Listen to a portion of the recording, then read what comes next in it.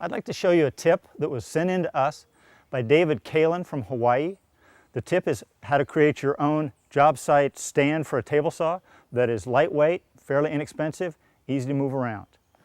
The first step in the process is to take two hollow core doors, stand them on edge, and hinge them together.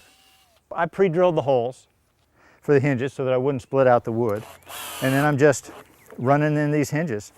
Next, I lay my table saw upside down on one end, and I trace the outline of the table saw around the hollow core doors. And I'm going to do a 1/4 inch on the sides, full inch at the back. Next, I create a cutout that the table saw can just drop into.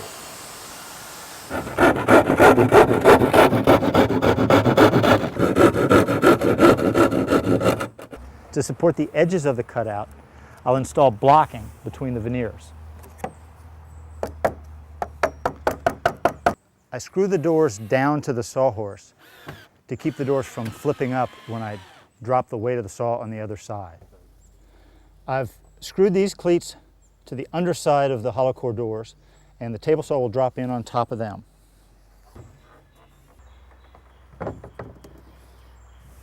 Now that I've dropped the table saw into place, I'm good to go. I've got a big surface area as an outfeed support for ripped goods. I've also got side support for any crosscuts that I want to make. If I'm going to rip something that's really heavy, like sheet goods, MDF say, or 3/4 inch plywood, then I'll screw an extra leg under each of the front corners of the table to keep it from tilting up. I think you'll also find that if you have a big surface like this, a big table, it's useful for a lot of other things on a job site.